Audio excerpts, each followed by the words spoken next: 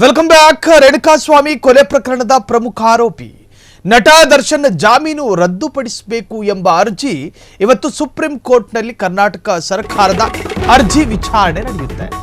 ನಟ ದರ್ಶನ್ ಅವರ ಜಾಮೀನನ್ನು ರದ್ದುಪಡಿಸಬೇಕು. ಕಾರಣ ಅದು ಒಂದು ಹೈ ಪ್ರೊಫೈಲ್ ಪ್ರಕರಣ, ಸಾಕ್ಷಿ ನಾಶ ಆಗೋ ಸಾಧ್ಯತೆಗಳಿದಾವೆ.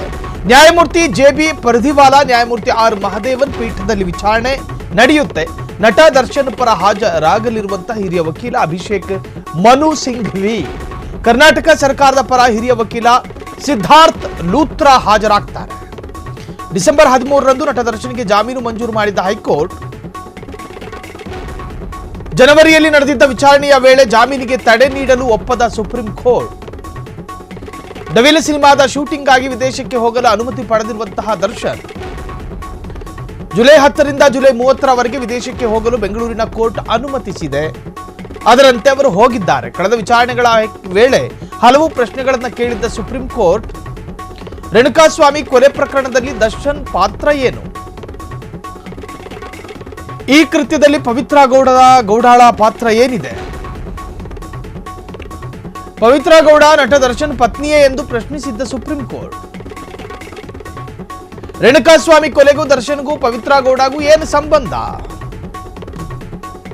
ದರ್ಶನ್ ಅಭಿಮಾನಿಗಳು ಮತ್ತೊಬ್ಬ ಅಭಿಮಾನಿಯನ್ನ ಹೇಗೆ ಕೊಲೆ ಮಾಡಿದ್ರು, ಕೊಲೆಯಲ್ಲಿ ದರ್ಶನ್ ನೇರವಾಗಿ ಭಾಗಿಯಾಗಿರುವ ಬಗ್ಗೆ ಸಾಕ್ಷ್ಯಗಳಿದಾವ, ಕರ್ನಾಟಕ ಸರ್ಕಾರದ ಪರ ವಕೀಲರಿಗೆ ಪ್ರಶ್ನಿಸಿದ್ದ ಸುಪ್ರೀಂ ಕೋರ್ಟ್, ನಟ ದರ್ಶನ್ ಜಾಮೀನು ರದ್ದುಪಡಿಸಬೇಕು ಎಂಬ ಅರ್ಜಿ ಸಲ್ಲಿಕೆಯಾಗಿತ್ತು. ಅದರ ವಿಚಾರಣೆ ನಡೆಯಲಿದೆ. ನಟ ದರ್ಶನ್ ರೇಣುಕಾಸ್ವಾಮಿ ಕೊಲೆ ಪ್ರಕರಣದ A2 ಆರೋಪಿ. ಅದಕ್ಕೆ ಸಂಬಂಧಪಟ್ಟ ಹಾಗೆ 5 ತಿಂಗಳಿಗೂ ಹೆಚ್ಚು ದಿವಸಗಳ ಕಾಲ ಪರಪ್ಪನ ಅಗ್ರಹಾರ, ಬಳ್ಳಾರಿ ಜೈಲು, 2 ಜೈಲುಗಳಲ್ಲೂ ಕಾಲವನ್ನು ಕಳೆದು ಅದಾದ ನಂತರ ಜಾಮೀನಿನ ಮೇರೆಗೆ ಈಗ ಹೊರಗಿದ್ದಾರೆ. ಒಂದು ರೀತಿಯಲ್ಲಿ ಹೊಸ ಸಿನಿಮಾಗಳು ರಿಲೀಸ್ ಆದರೆ ಸಿನಿಮಾವನ್ನು ನೋಡ್ತಾರೆ. ಈಗ ಡೆವಿಲ್ ಸಿನಿಮಾದ ಶೂಟಿಂಗಿಗೆ ವಿದೇಶಕ್ಕೂ ತೆರಳಿದ್ದಾರೆ. ಯುರೋಪ್, ದುಬೈಗೆ ಹೋಗಬೇಕಾಗಿತ್ತು, ಕಾರಣಾಂತರಗಳಿಂದ ವೀಸಾ ಸಿಗ್ತಾ ಇಲ್ಲ, ಅದಕ್ಕೆ ಥೈಲ್ಯಾಂಡ್ನಲ್ಲಿ ಉಳಿದುಕೊಂಡಿದ್ದಾರೆ. ಡೆವಿಲ್ ಸಿನಿಮಾದ ಸಂಪೂರ್ಣ ಚಿತ್ರೀಕರಣವನ್ನು ಮುಗಿಸ್ಕೊಂಡೇ ನಾನು ಬರ್ತೀನಿ ಅನ್ನೋ ಹಠಕ್ಕೆ ಬಿದ್ದಿರುವ ನಟ ದರ್ಶನ್ ಈಗಿರ್ತಕ್ಕಂತಹದ್ದು ಥೈಲ್ಯಾಂಡ್. ಆದರೆ ನಟ ದರ್ಶನ್ಗೆ ಮತ್ತೊಂದು ಲೀಗಲ್ ಕಂಟಕ ಎದುರಾಗೋ ಸಾಧ್ಯತೆಗಳಿದ್ದಾವೆ.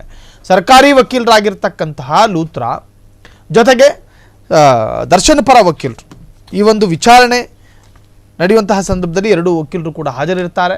ಸೊ ಈ ಹಿಂದೆ ರೇಣುಕಾಸ್ವಾಮಿ ಕೊಲೆ ಪ್ರಕರಣದ ವಿಚಾರದಲ್ಲಿ ದರ್ಶನ್ ವಿರುದ್ಧ ಅಂದರೆ ಸರ್ಕಾರಿ ಪರ ವಕೀಲರ ಜೊತೆ ಸುಪ್ರೀಂ ಕೋರ್ಟ್ ಒಂದಷ್ಟು ಪ್ರಶ್ನೆಗಳನ್ನು ಮಾಡಿತ್ತು.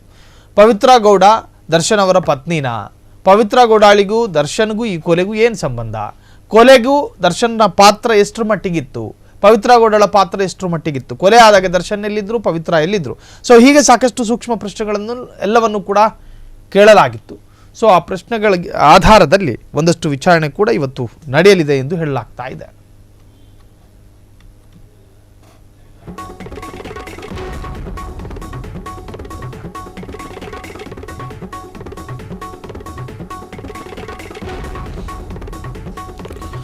ಸೊ ಇವತ್ತು ಸುಪ್ರೀಂ ಕೋರ್ಟ್ನಲ್ಲಿ ಕರ್ನಾಟಕ ಸರ್ಕಾರದ ಅರ್ಜಿ ವಿಚಾರಣೆ ನಡೆಯುತ್ತೆ. ನ್ಯಾಯಮೂರ್ತಿ ಜೆ.ಬಿ.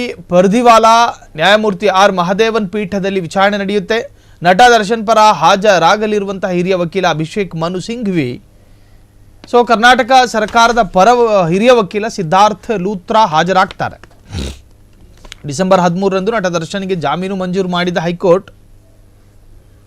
ಸೊ ಜನವರಿಯಲ್ಲಿ ನಡೆದಿದ್ದ ವಿಚಾರಣೆಯ ವೇಳೆ ಜಾಮೀನಿಗೆ ತಡೆ ನೀಡಲು ಒಪ್ಪದ ಸುಪ್ರೀಂ ಕೋರ್ಟ್.